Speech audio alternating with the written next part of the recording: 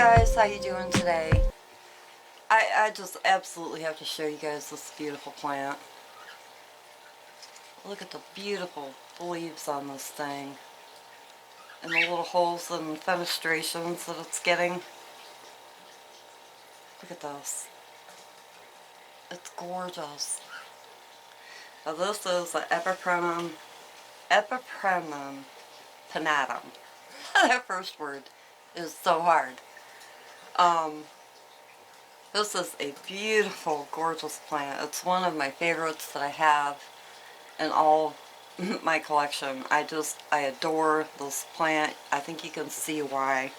I mean, it is just stunning.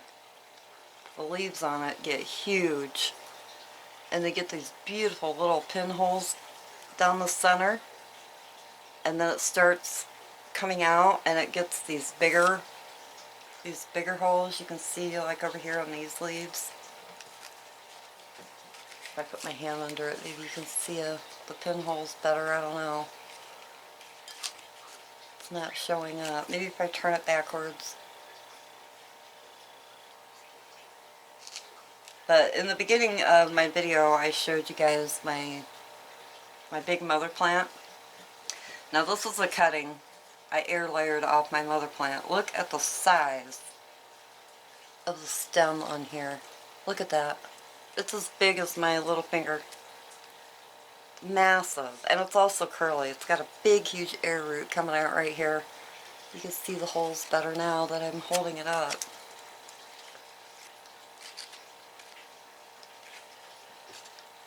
Gorgeous. My girlfriend Chris sent me this plant 2 summers ago, and you can see how massive my mother plant is. I'll pop another picture in right here. I'll try to get a good picture of her.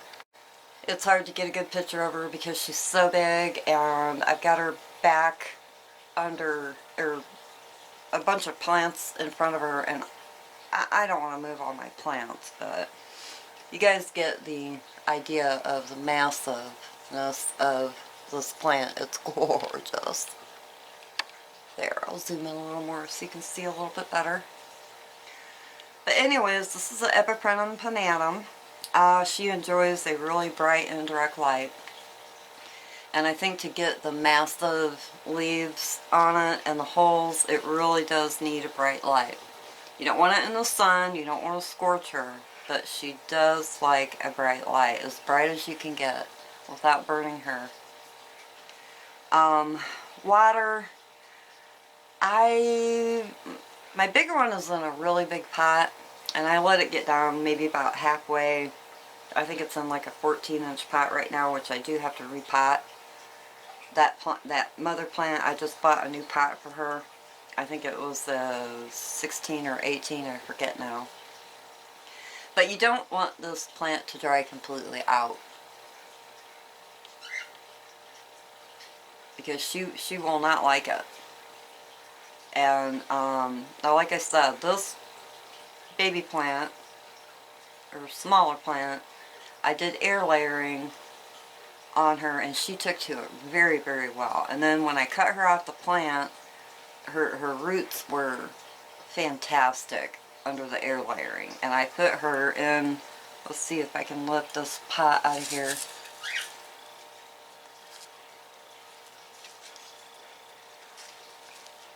I have spag moss and perlite on the top, and then I have soil down underneath. And you can see the roots. I love putting these in a clear pot so I can see the root system. She's doing fantastic. Oh my god.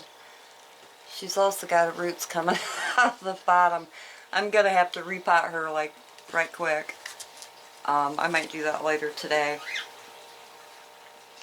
But the root system on these things get massive. The air roots, you can see the air root. These get crazy air roots. Right here's the air root, one of them. And then she's got like a whole bunch of little tiny ones. It's so hard to show her. She's so... Straighten up, girl! But anyways, oh look, there you can see the air roots going on to the board right there. Oh, right here in this area. Oh, jeez, I gotta put her down. She's not that heavy, but dang, my arm. So anyways, you don't want to let her dry out. You definitely want to grow this plant up on a pole because she loves to climb.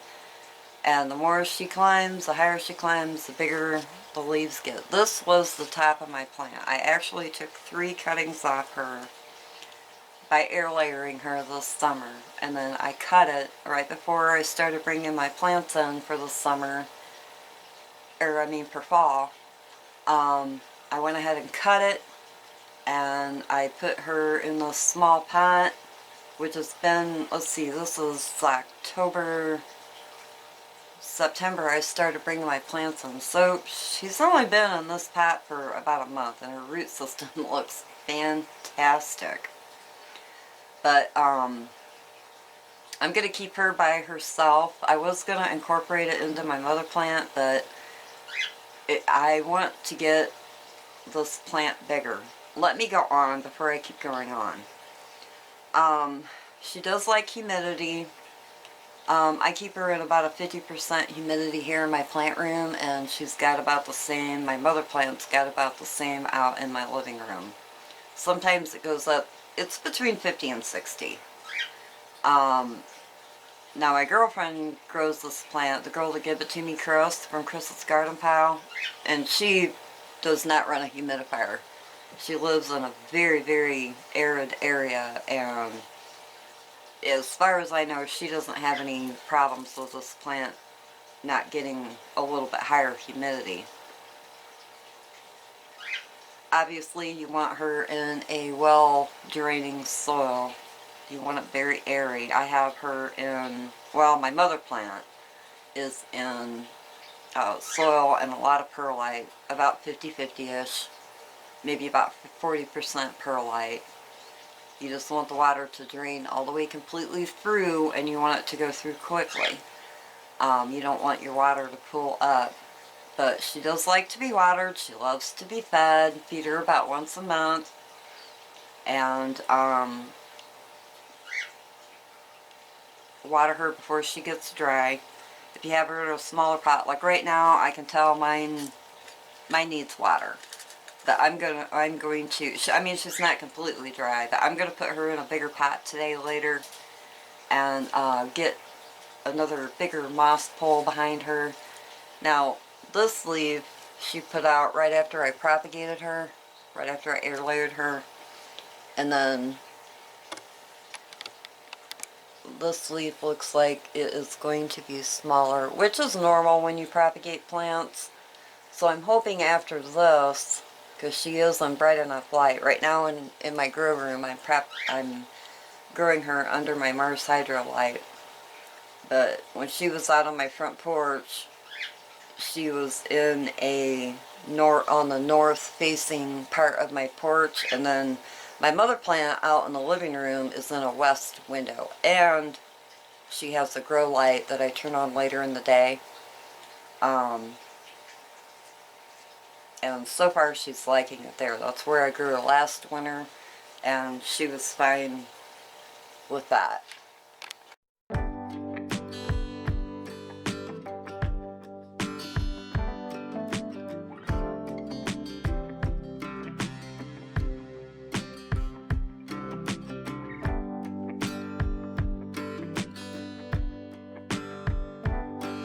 So, anyways, I would say repot her when she is slightly root bound.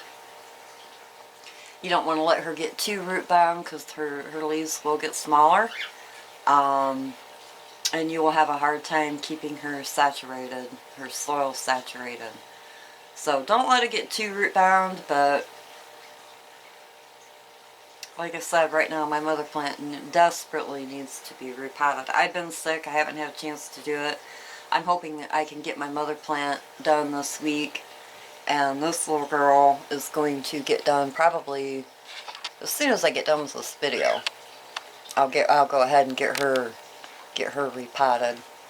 Throw her into a bigger container.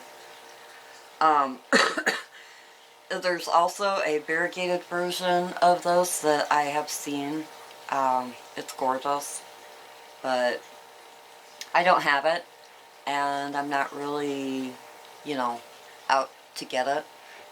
I love this green one. I also have the Cebu, or excuse me, the Celtic blue, and I have the Cebu blue, which are all Epipremnum family.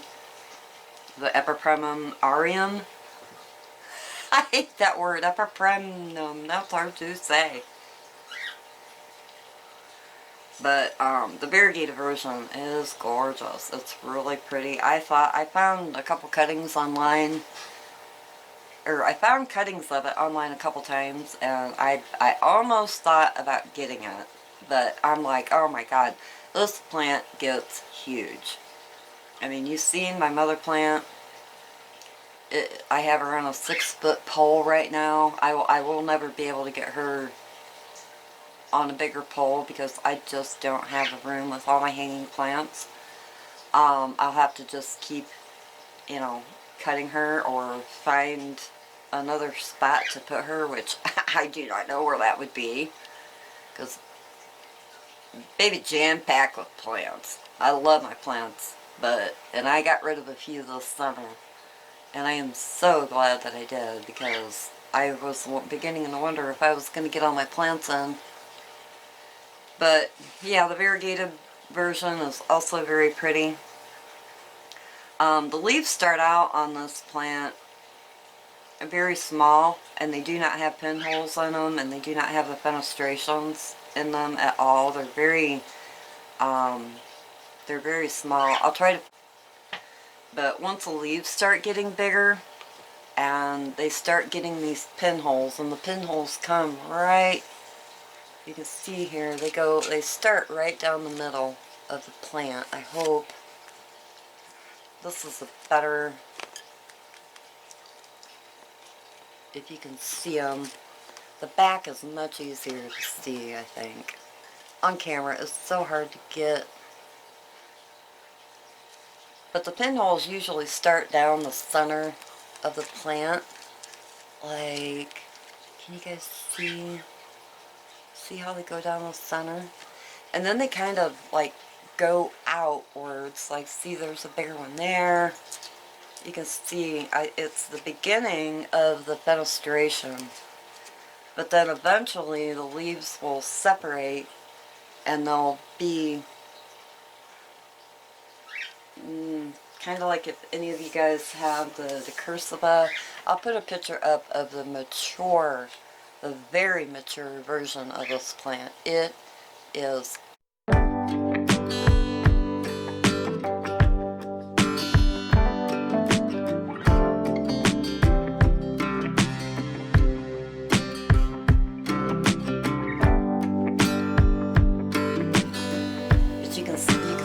what it does. I mean, I love it at this stage.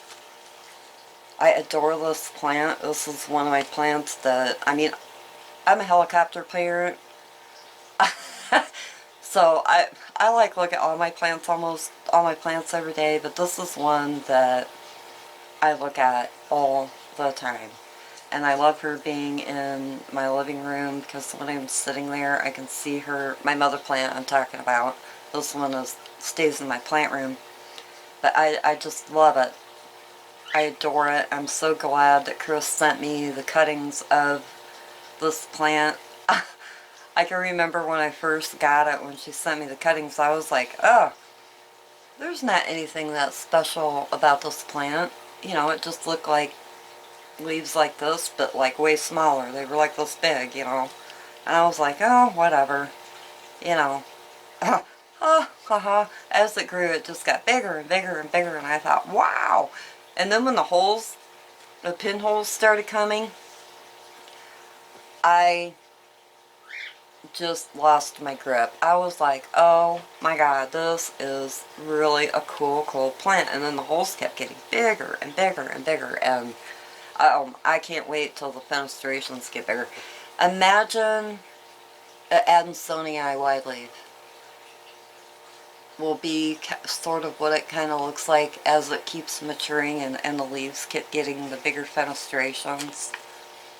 That, and I adore that plant. My mom always makes fun of that plant's got holes all over it. She is so funny. But anyways, it really is a gorgeous plant. I adore it. And since the leaves got bigger, I mean, look at those. And this isn't even my biggest leaf. My mother plant has leaves on it that are a little bit bigger than this one. But, so the leaves are small, kind of like a Cebu blue, but not that color. But they're kind of like that shape. And to get an idea. And then, like I said, as the leaves get bigger and bigger, then the holes start. And then the fenestrations come. And then it splits like I just showed you in the mature pictures of this plant. It's just gorgeous. My plant ever gets like that, I do not know what I'm going to do with it. But... And as far as pests, I've never had pests on this plant. I keep her sprayed down with neem oil. But I looked up pests on this plant, and it said that it is kind of more prone to spider mites and mealybugs for her. So, but I've never had an issue with it. With anything, not yet, knock on wood. But I just absolutely love the glossy leaves and the veining, the ribbing that it has in it. And the more mature it gets, the more ribbing that it gets on it. So beautiful. I love it. Now this leaf got a little bit damaged. It got ripped.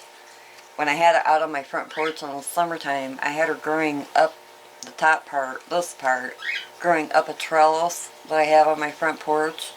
I have trellis all the way around my porch, and it was growing up the trellis, and I just kept tying her up it and tying her up it because I was air layering it. And this leaf kind of got stuck behind the trellis. That's why it looks kind of wonky and torn right there. But that's okay. It gives her character, and she has a story. So and like I said, it does need a trellis or a pole. Now this one is just on a pole, a wooden pole, naked, and she's doing fine. My other one that I have, my big huge mother plant that I have in my living room, is on I call it a teepee trellis, but it's like an A-frame. It's like 4, which I will keep her on that when I repot her. I'll just keep the trellis on and repot her. But she definitely needs something to grow up, whether it's a trellis or a pole or a moss pole or just naked wood. You know, however you guys want to do your pole for her, she definitely needs something to crawl up. Those stems get huge, as you can tell.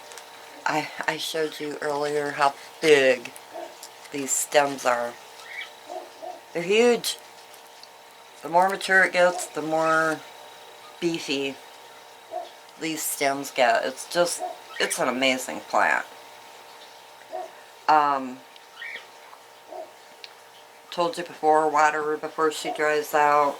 I already talked about the variegated version of this, which is also gorgeous. I'm not huge into variegation as far as the cream and green or the white and green. I have a few plants of variegated variety, but not a lot. I'm more into silver, my silver plants. I'm more into big leaves, my anthuriums back here, my mammies, stuff like that. I'm more into that kind of a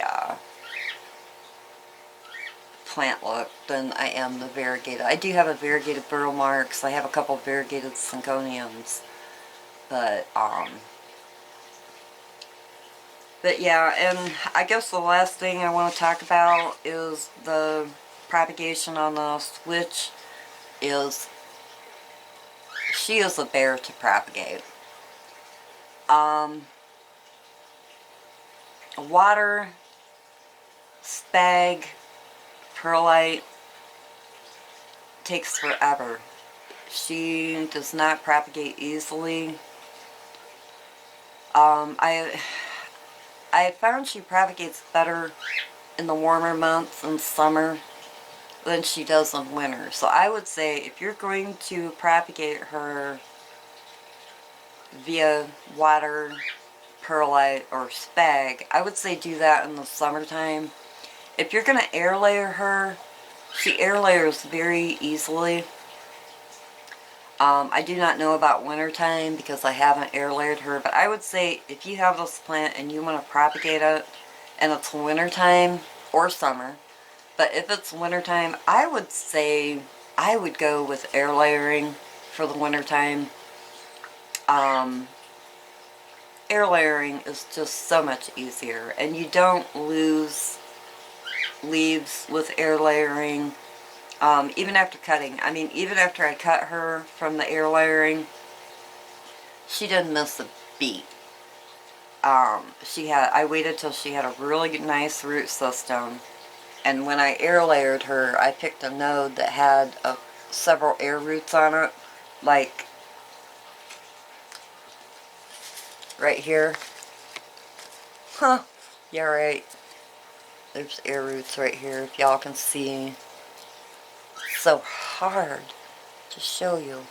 And then she's got a bunch of little tiny, looks like caterpillar legs, air roots down here. I would say air layer that node.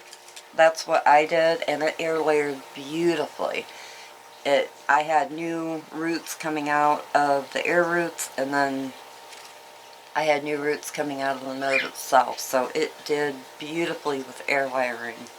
And like I said, it didn't miss a beat. I didn't have no yellow leaves.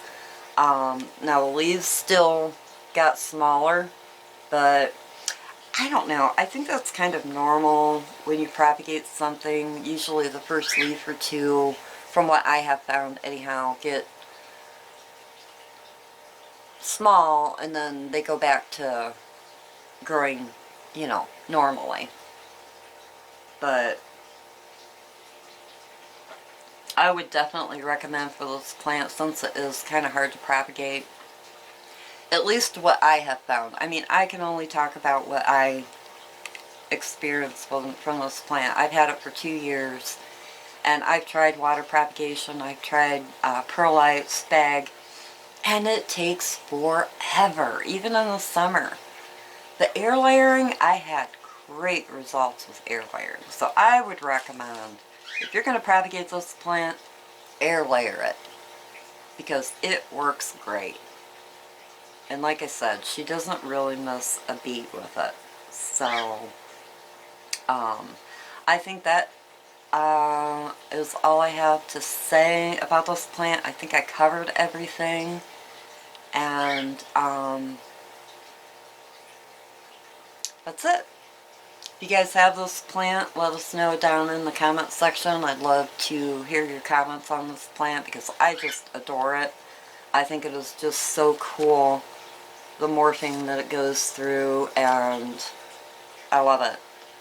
I adore watching her grow. She's a really, really fun plant to watch grow, and really easy to take care of too. I would say it's would be a really, really good beginner plant, because she just is really easy going. And like I said, my girlfriend has this plant, and she hardly has any humidity at all where she lives, inside or out. And this plant does pretty good for her also, so I would say it's a really good beginner plant. And it's beautiful, and it's fun to watch grow, and lovely. Alright guys, I'm going to let you go. I'll talk to you later. Have a great day. Bye. Peace.